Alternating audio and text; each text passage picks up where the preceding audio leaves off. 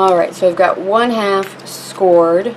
So alright, up at this top piece there's a score line. Alright, and then at the base there's a score line there. And of course we've got our wall and a little tab on the bottom, the side wall. And we've got 2 tabs at the peak. That's the gable tab on the far side of the house, and then we've got the bottom of the box. So that's where all of our score lines are. Alright, now we are going to take our Tombow liquid glue, our mono glue, and we are going to glue some stuff onto our houses, like the frames. And I don't know, I'm thinking our trick-or-treat banners, we'll use some mini glue dots for those. So let's go ahead and get that done. I think we might need a little bit of tweezer work going on. So the liquid glue, a little bit goes a long way. It's not working. So it's new, you've got to get it down. Ah. So, alright, now when you're putting your frame on your door, make sure you're not gluing it shut. Alright? Remember, we've got to have that pop open section.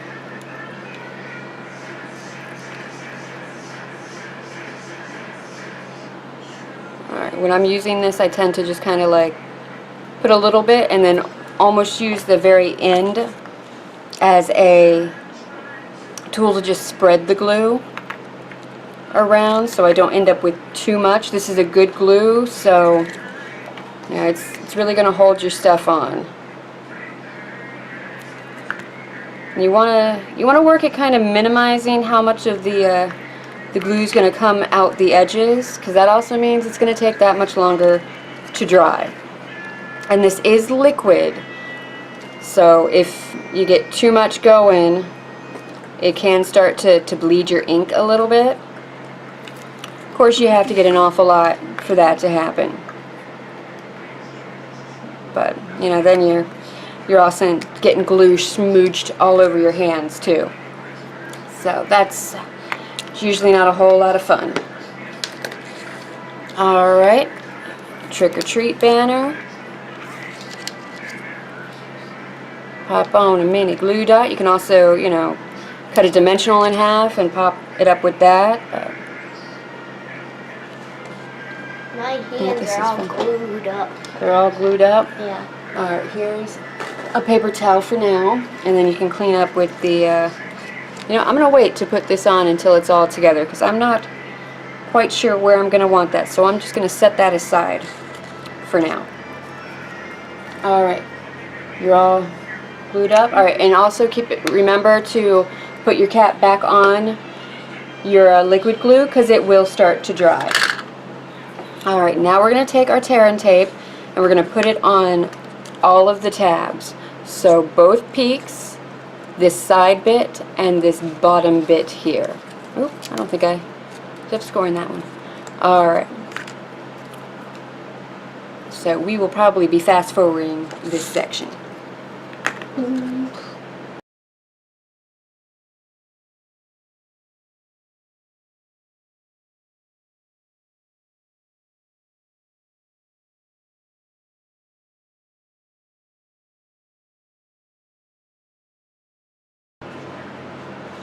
Alright, so here we have all of the tear and tape on all the pieces.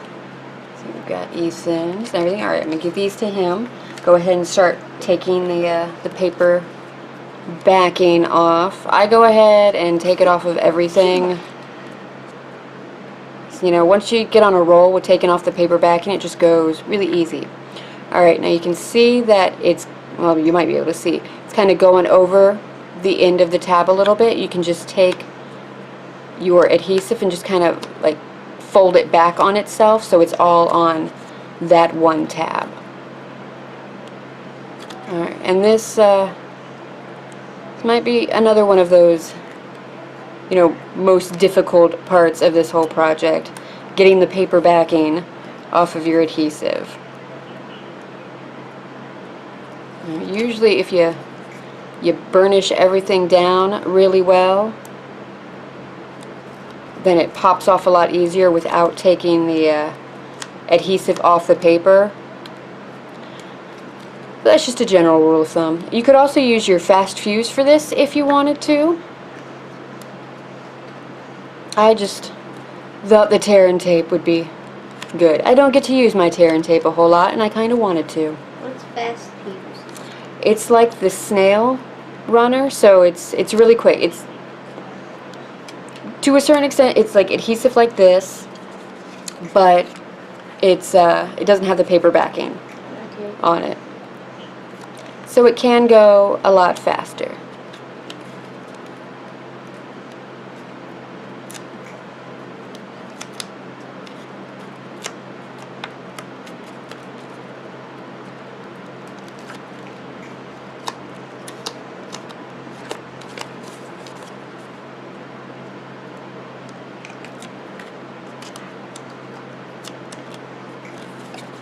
One last piece for me. Oh,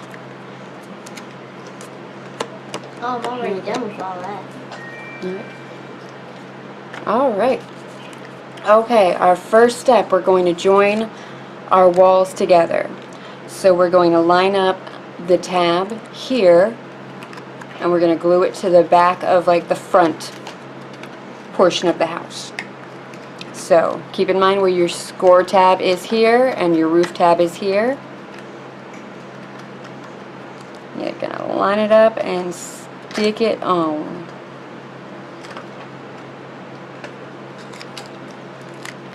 Alright, and I'm going to turn it around.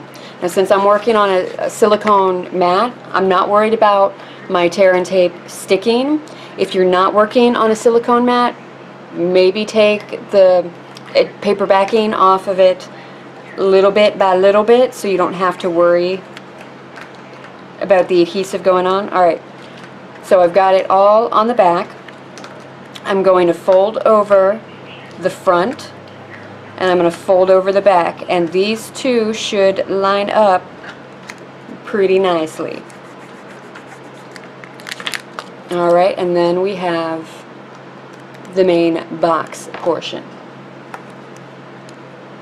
Alright, and then what we're going to do is take one of our bottom tabs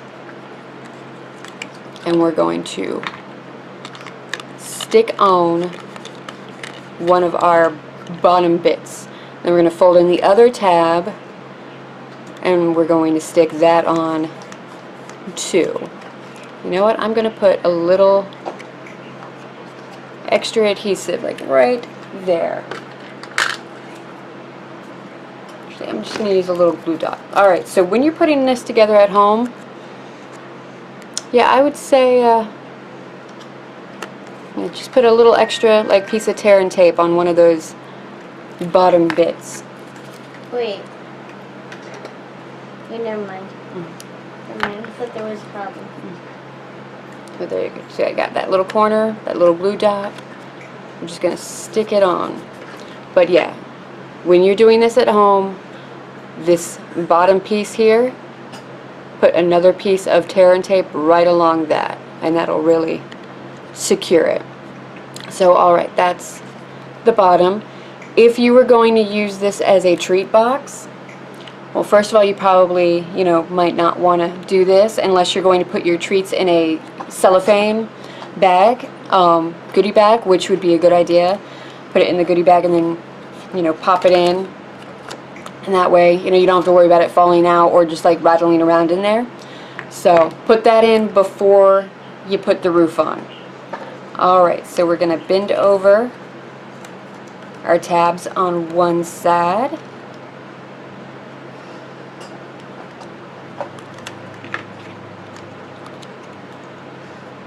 Line it up. The other side and line it up. bend over that bit.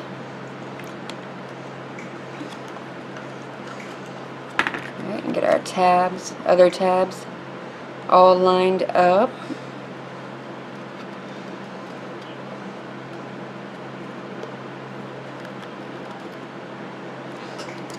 Alright, there we go. Alright, also take note, one of the roof pieces you're going to want to put the tear and tape on the underside. Now let me just get a piece of tear tape and do that. So one of the roof tabs, put it on the top, and the other roof tab, put it on the bottom.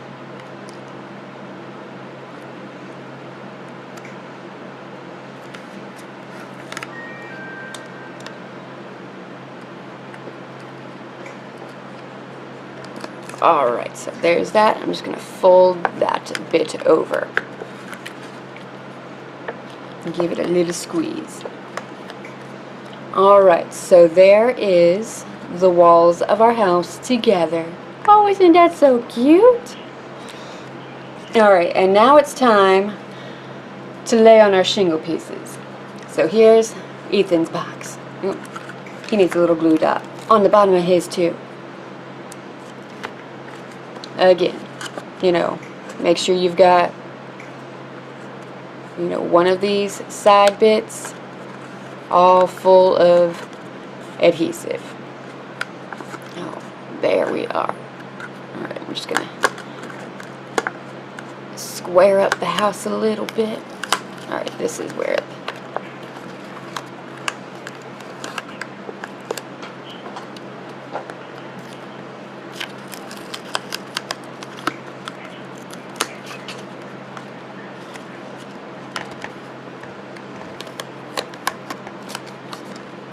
that's where the problem is, right there. There we go.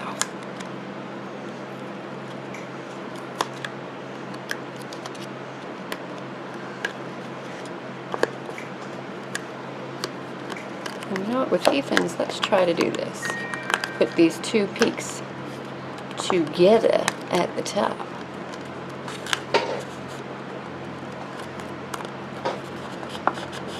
Alright, so that's another option too. You fold in both of the pieces at the top and you put the peak together. You know, do what works for you. You know, some people are more dexterous than others. Alright, so now it's time to lay the shingles. We will be using, we'll probably be using liquid glue for this. So when you're shingling, remember you start at the bottom and you work your way up to the top. So start at the bottom and go up to the top. We ended up cutting 6 of these for each side. So we're going to do that. We're going to fast forward through it and then we shall be back.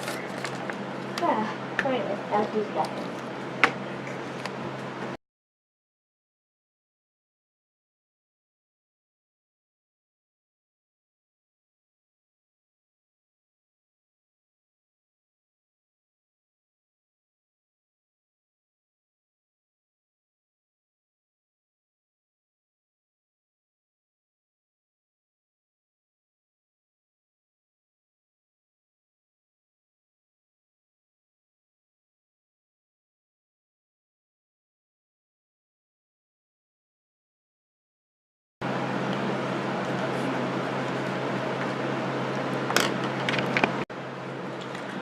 Okay, so I've got my shingles on. Now this is what I found was the best way to do this.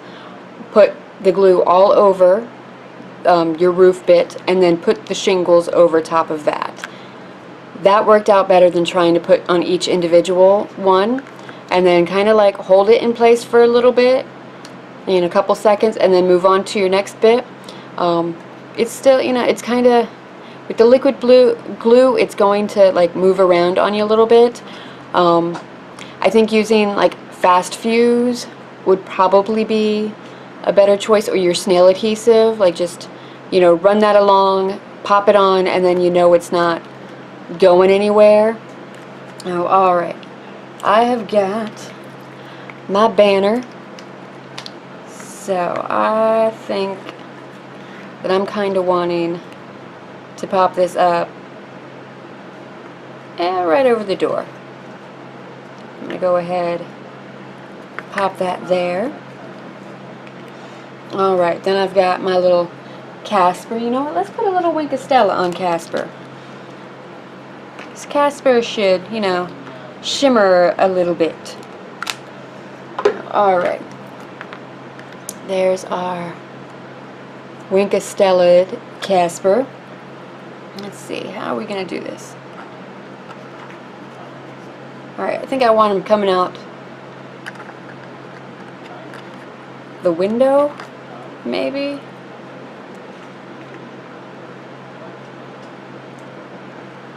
Yeah, we'll have Casper coming out the window, which means we're going to need a glue dot. Let's actually get the glue dot on. Alright, so I just put the glue dot onto the tail.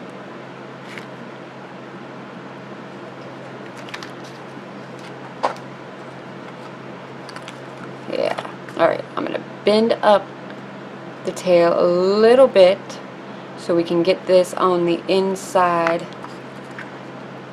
of the box.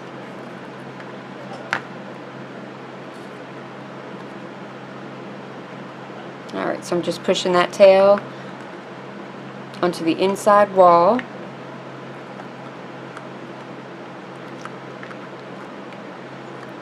And we've got our ghost coming out.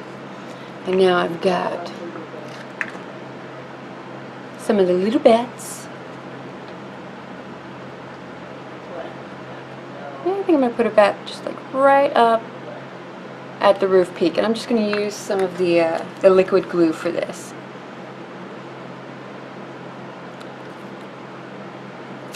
Alright, just putting a little dobby there. I just had an idea for what you can do with these houses. After Halloween's done, you can put Lego figures in it. Lego figures? So you can make little Lego figure houses? Yep. That might be a future tutorial. So you can save Legos. How to save on Legos. Alright. Got my little bat there. I think next time too, like with the glimmer paper, I would definitely go and like ink the underside of that paper so you don't see all that. I'm not completely happy with what my ghost is doing. So let's try doing this again.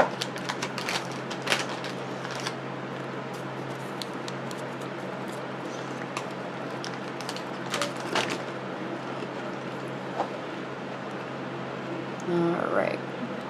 Folded the tail. Glue dot on the tail.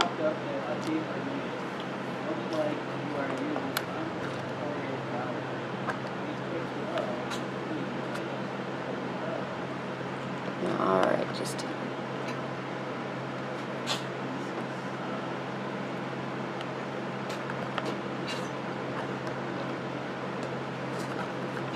alright, this is not a beginner craft.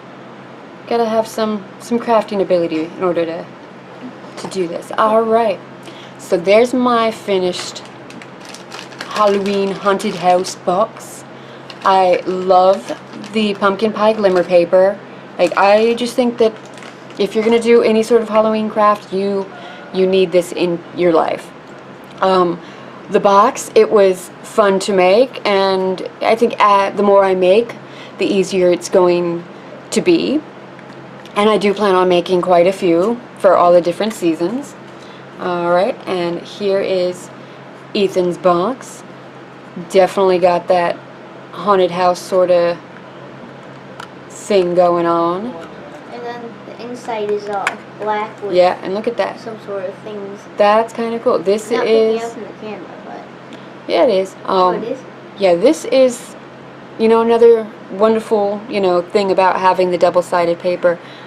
The interior of your box is done. And you can see with the graph paper, it's got some decoration going on the bottom versus my just like plain white on the bottom of the glimmer paper. But that is pretty awesome. can see here's the inside. It's like a little haunted house scene in the inside of my box. It's upside down, so I don't know whether that makes it creepier or it's just funny. So, alright, that's it for today's craft. Thank you so much for watching. If you liked what you saw, please like and subscribe. There'll be links in my description box below to my website and to Ethan's YouTube channel. Oh, thank you again. Happy creating, happy crafty, happy Halloween. Early.